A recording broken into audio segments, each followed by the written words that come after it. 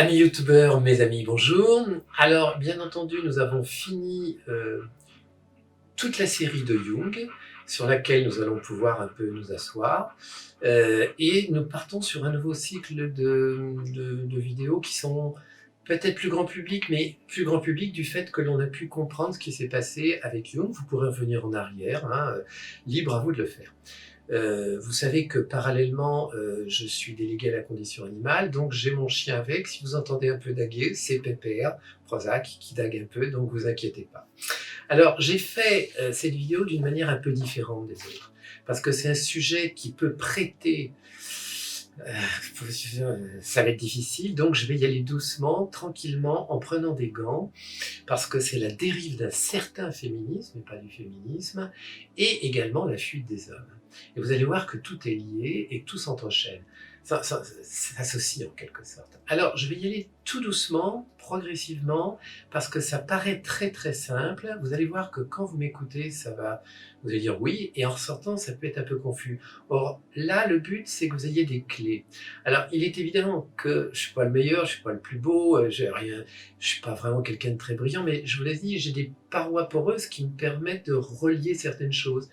Donc, je vais essayer de vous donner des clés. Et avec ces clés, vous serez à même de voir les choses par vous-même et peut-être de traduire, d'évoluer. Ça, c'est la première chose. Je reviens sur le fait que les hommes et les femmes sont deux problèmes qui sont associés et que dans une problématique conflictuelle comme il existe actuellement, je pense que chacun a sa part de responsabilité.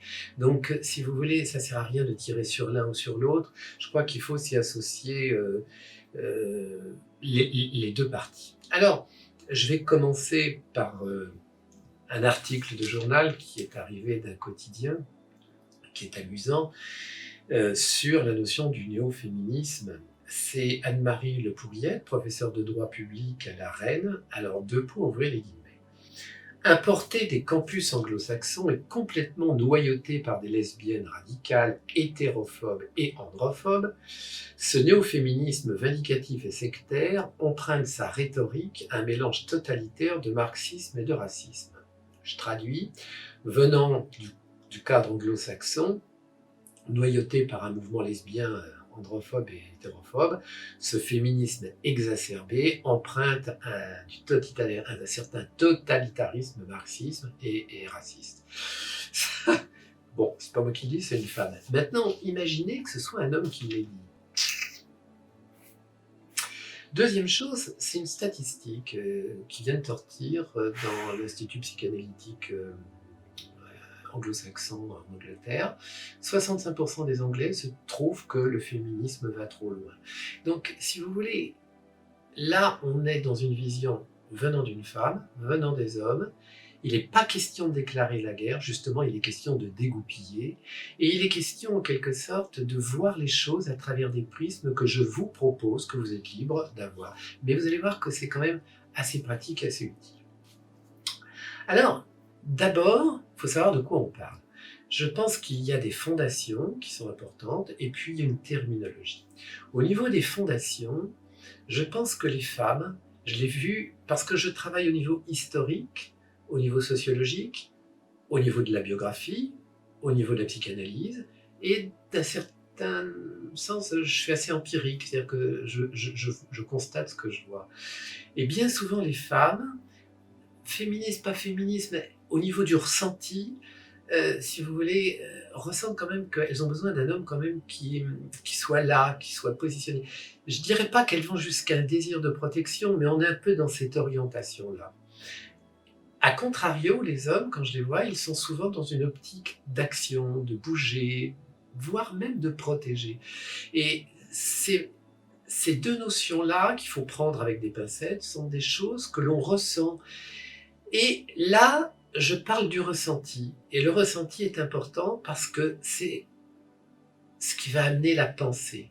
Quand vous pensez à quelque chose, et on va le voir au niveau des projections, c'est vrai et pas vrai. Vous le pensez, bien sûr, mais ça part d'un ressenti. Le ressenti est toujours antérieur, avant la pensée. Et les gens s'arrêtent sur des pensées alors qu'en fait c'est issu de ressenti. Ça c'est hyper important parce que quand vous avez un jugement, quand vous avez une condamnation, quand vous avez une pensée, aussi forte soit-elle, elle est issue d'un ressenti. Et le ressenti, vous allez voir que c'est assez compliqué. Ça, c'était pour définir un petit peu les fondamentaux. Et il en dérive que quand je vais parler de masculin, pour les hommes et pour les femmes, c'est ce qui est actif, ce qui bouge, ce qui est décisionnel, c'est où on se pose, où on décide, où on se positionne. Ça, c'est le masculin. Vous voyez que ça va chez les femmes et chez les hommes. Le féminin, c'est quelque chose qui est plus statique. On attend, on goûte, on ressent, on perçoit les choses, on est plus à être oui, c'est statique, passif, sans rentrer dans la connotation péjorative. Parce que des fois, être passif, c'est dur. Et ne rien faire, des fois, c'est dur. Donc, ce n'est pas péjoratif que le côté passif. Donc, il fallait que je vous parle de ces bases, où maintenant, on va le faire d'une manière globale, protection chez les femmes, action chez les hommes, le masculin c'est l'action, le féminin c'est le côté passif, c'est global, mais vous verrez quand même que j'ai été quand même plus fin au niveau de la terminologie. Ensuite, on arrive à quelque chose, après les bases, les projections. Les projections, c'est hyper important, et je pense que j'y reviens à chaque fois dans les vidéos, parce que quand vous êtes avec un ami face à un tableau, vous allez dire, il me plaît ou il ne me plaît pas. Ça, c'est votre pensée. Mais votre pensée est issue d'un ressenti. C'est que le tableau vous a touché. Et en fait, le tableau vous a touché parce qu'il est miroir de ce que vous êtes à l'intérieur. Donc, quelque chose qui vous touche en positif ou en négatif n'est que le miroir de ce qui est à l'intérieur de vous, qui n'est pas forcément conscient. Et vous, quand vous êtes touché en positif, vous dites ça me plaît, et quand vous êtes touché en négatif, vous dites ça ne me plaît pas. Donc, quand vous dites ça me plaît ou ça ne me plaît pas, c'est vrai, mais c'est un peu un raccourci par rapport au fait que ça vous touche ou ça ne vous touche pas. Et on en arrive, après une œuvre d'art, un tableau, aux hommes et aux femmes. Et ce qui est très important, je vais commencer par les femmes, soyons galants. Quand deux femmes sont à la terrasse d'un café et voient un homme passer, une va dire « ah, il est bien celui-là », l'autre va dire « non ». Et là, on est dans le même système. C'est-à-dire que l'homme qui est passé va toucher une femme, et à ce moment-là, elle va dire « il me plaît », et à contrario, sa copine va dire « bah non, il ne me touche pas », elle ne va pas se dire ça, elle va se dire « il ne me plaît pas », c'est parce que cet homme ne l'a pas touché. Et pareil pour les hommes, quand ils voient passer une femme, je suis avec un ami, Julien, je lui vais dire « elle est terrible », moi je dis « bof », c'est parce que lui, cette femme l'a touché, et moi, cette femme ne l'a pas touché. Et on en arrive à quelque chose qui est important, fondamental. Et je pense que cette chose dont je vais vous parler maintenant, que j'avais pris au niveau du couple, c'est quelque chose que vous devez comprendre, qui est connu depuis la nuit des temps, et sur lequel on fait l'impasse, et c'est bien dommage, et qui amène les conflits. C'est qu'un homme, à l'intérieur de lui-même, il a une dose de féminité inconsciente. Beaucoup d'auteurs l'ont appelé l'anima. L'anima, c'est le côté féminin de l'homme. On pourrait presque dire que l'homme, qui est masculin en apparence, a un inconscient féminin. Et au même titre, une femme va avoir un inconscient masculin et va être très féminine en apparence. Ce qui veut dire que chez la femme, cet inconscient masculin, on l'appelle l'animus. Et maintenant, si je reviens aux projections, lorsque deux femmes vont voir un homme passer, celle qui va dire « il me plaît », c'est qu'elle va être touchée, c'est que cet homme est le miroir de son animus. Au même titre que Julien et moi, on est à la terrasse d'un café, on voit une femme passer, celle qui va me plaire est le miroir de ma féminité intérieure qu'on appelle l'anima. Et si Julien dit « elle ne me plaît pas », c'est que femme n'est pas le miroir de ce qu'elle l'homme est inconsciemment son anima.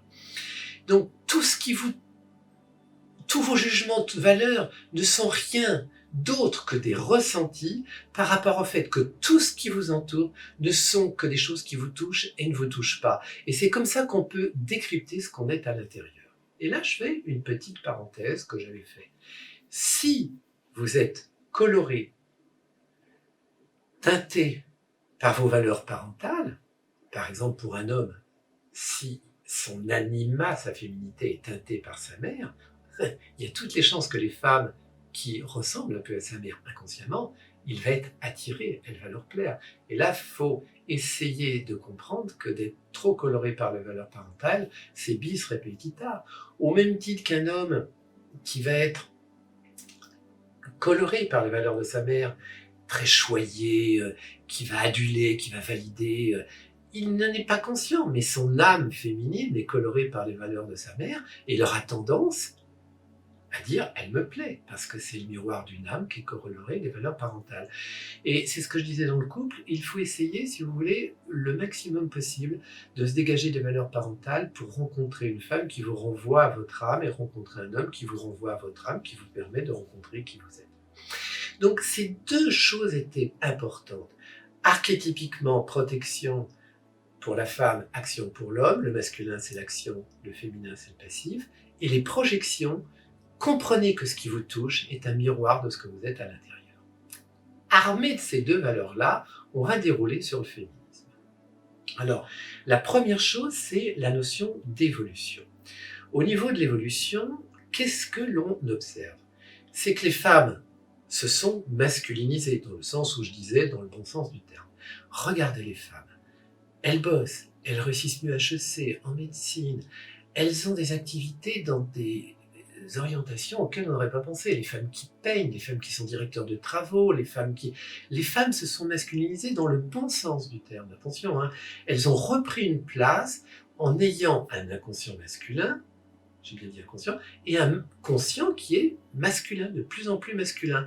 Elles ont pu, en quelque sorte, enclencher des réussites spectaculaires absolument partout, et comme elles sont peut-être meilleures à l'école, je pense plus matures rapidement que les garçons, on a des résultats en médecine, à HEC, en veto, spectaculaires au niveau des femmes. Donc je pense, si vous voulez, que tout doucement les femmes reprennent leur place, et je trouve que c'est pas mal ça.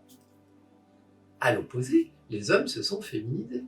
Regardez comme les hommes, par rapport à nos grands-parents, enfin moi j'ai 66 ans, je voyais mon grand-père, c'était pas possible que mon grand-père garde les petits-enfants. Les nouveaux pères de famille gardent les enfants, les nouveaux pères de famille sont moins, en quelque sorte, enclins à être dans l'action en permanence sans s'occuper de leurs femmes, ils sont quand même beaucoup plus à l'écoute, qu'on le veuille ou qu'on le veuille pas. Je trouve que les hommes se sont féminisés dans le bon sens du terme. Et je trouve que ça, c'est quelque chose qui est pas mal. Jusque-là, c'est pas mal. Mais il existe un problème que vous allez tout de suite comprendre, et c'est celui-là qui passe inaperçu dans tous les journaux. Parce que moi, je suis pas un journaliste. Je vais pas dire, comme la journaliste qui dit des choses, on aime ou on n'aime pas. Mais je vais vous faire comprendre quelque chose qui est important. Et là, comprenez qu'on est dans un clivage énorme. C'est que ces femmes qui sont masculines derrière. Les hommes sont féminins derrière et se féminisent. Mais le problème, c'est que les femmes ne peuvent plus projeter leur côté masculin sur un homme. C'est-à-dire que les hommes étant féminins ne peuvent pas renvoyer la masculinité inconsciente de la femme. Ça vous paraît peut-être compliqué, mais retenez que la femme est masculine inconsciemment, donc elle a besoin d'un miroir. Si l'homme est trop féminin, ça ne le fait pas. Et les femmes vont nous dire il est trop mou. Les hommes qui sont féminins trouvent que les femmes sont devenues trop masculines dans leur fonction, peuvent plus projeter leur côté féminin. Elles vont dire elles sont trop dures, trop dirigistes. Et là, il y a quelque chose qui est en train de se faire qui n'est pas trop grave, mais qui est quelque chose d'hyper important. C'est qu'inconsciemment, la femme peut en vouloir à l'homme de cette féminisation, parce qu'elle ne peut plus projeter son côté masculin. Et un homme peut en vouloir aux femmes d'être trop directives, trop métalliques, trop intellectuelles, parce qu'il a du mal à projeter ce côté féminin sur quelqu'un qui est masculin. Et là, il y a quelque chose qui n'est pas trop grave, mais qui peut, on va voir, mais qui est important à comprendre. C'est la clé du système. N'oubliez jamais ce que j'aurai à chaque vidéo, le conscient c'est 12 000 bits, le corps c'est 12 millions, l'inconscient c'est 12 milliards. Donc le conscient c'est c'est peanuts. Comprenez que dans cette évolution, les femmes reprennent leur place, les hommes reprennent leur place, mais par rapport au passé, ils ont du mal, les hommes, à projeter leur féminité sur une femme qui est masculine, et la femme qui est devenue masculine, mais qui est masculine intérieure, ont du mal à projeter leur côté masculin sur des hommes qui sont devenus trop faibles. Donc là, on commence déjà à voir que ça patauge.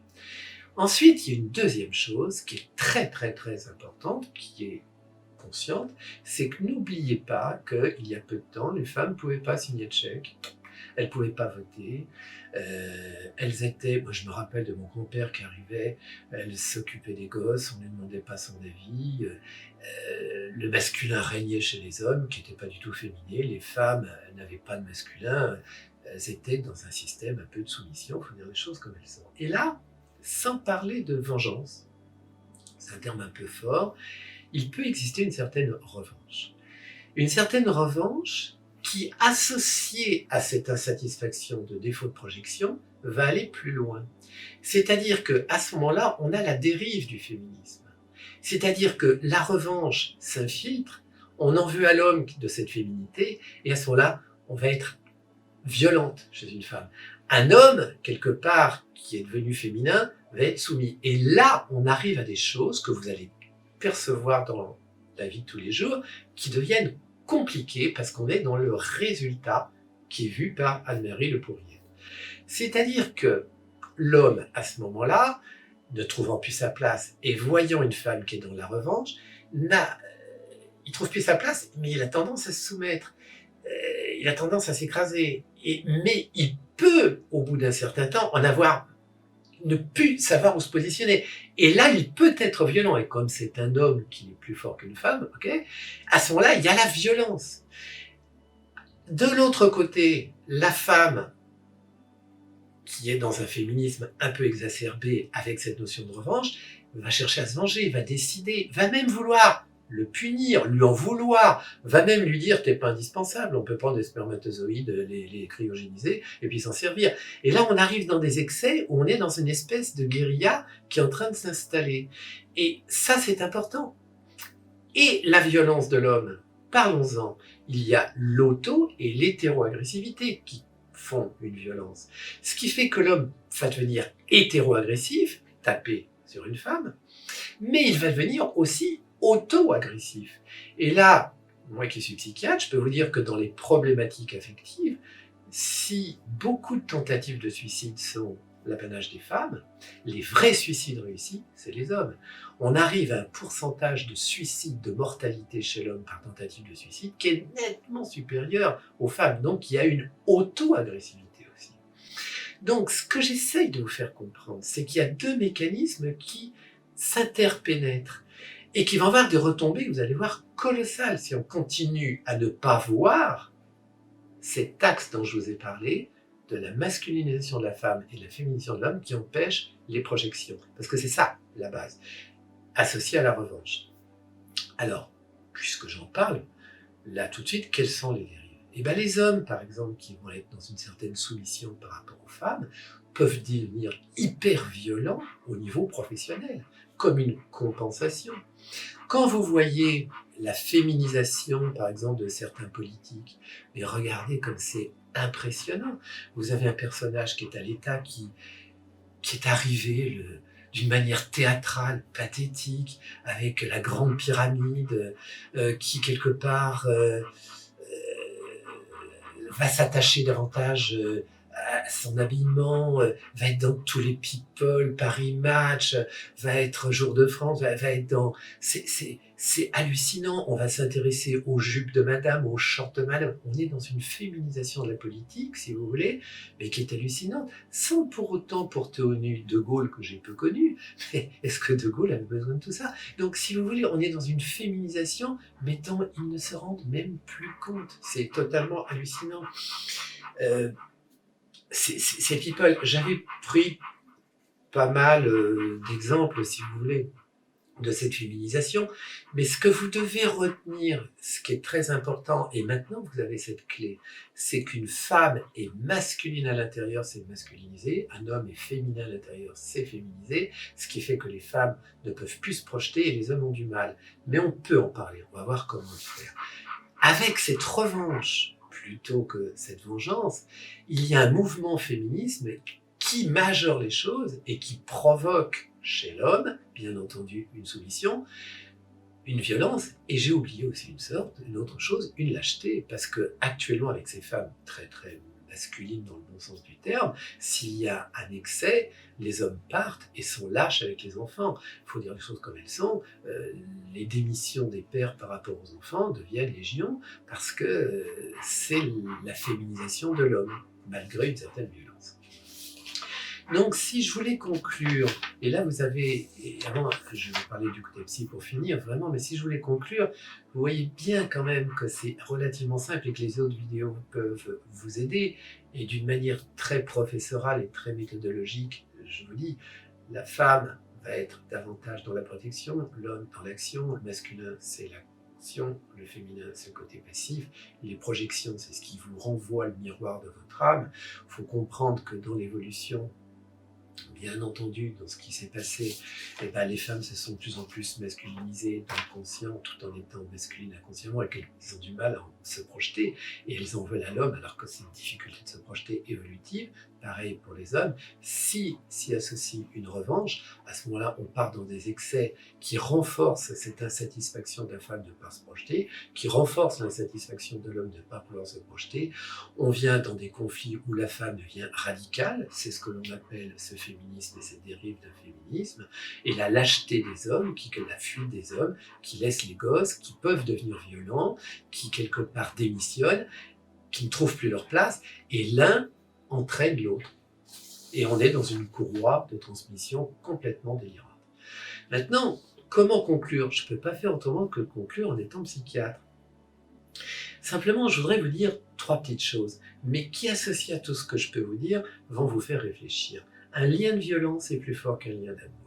Un lien d'amour, si vous voulez, vous aimez votre femme, vous aimez votre mari, vous avez des rapports sexuels, vous êtes heureux, vous êtes aimé, vous allez passer une journée rayonnante, radieuse, libre, heureux, parce que vous êtes libre.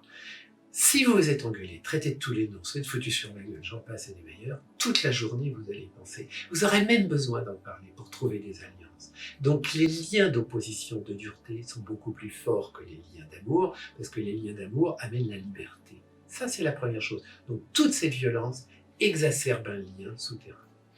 La deuxième chose, qui est très importante, c'est que lorsqu'une femme se masculinise, avec un masculin inconscient, mais qu'elle se masculinise, dans le bon sens du terme, elle devient autonome, elle devient plus libre, elle devient apte à se positionner, elle est capable, si vous voulez, d'être maternelle, féminine, elle est capable d'être attractive, objective. C'est dur parce que c'est changement d'habitude. Et les hommes, eux, de leur côté, tout en étant un peu protecteurs, doivent être à l'écoute, comprendre qu'ils n'ont pas toujours raison, admettre certaines choses. Et ces 2 processus qui peuvent se faire, s'il y a la vengeance ou la revanche, c'est pas possible, nécessitent en quelque sorte beaucoup d'écoute, beaucoup de travail, beaucoup d'évolution. Et je pense, moi, tout à fait personnellement, j'aurais pu dire je pense tout court, que cette difficulté d'intégration juste chez l'homme ou chez la femme est tellement difficile que de partir qu'ils n'en sont pas capables et qu'ils en veulent à l'autre. Ce qui peut provoquer chez l'homme un côté un peu facho, un peu con, un côté beauf, un côté violent, et chez la femme un côté métallique, structurant, déstructurant, dur. Donc si vous voulez, le couple est une alchimie qui doit transformer l'un et doit transformer l'autre, qui est difficile, et souvent quand on va en vouloir, qu'on tombe dans ce féminisme, c'est peut-être parce qu'on n'est pas capable d'intégrer le masculin chez la femme. Et quand on tombe dans la violence, c'est parce que l'homme n'est pas capable de créer du féminin, c'est-à-dire se positionner tout en étant à l'écoute. Donc simplement, ce que je voulais vous dire, c'est que dans cette crise, je vous ai donné une vision des choses qui peut permettre de mieux comprendre. Et je pense, si vous voulez, que le but de l'opération, c'est d'arriver à la liberté. Parce qu'un couple permet aux gens d'évoluer. Et pour ma part, dans un couple, c'est d'être bien seul et mieux accompagné. Et c'est très important d'être bien seul et mieux accompagné, parce que ça veut dire qu'il y a de la liberté et qu'on n'est pas dans des rapports de dépendance. Quand on est dans cette vengeance associée à ces difficultés de projection, c'est difficile.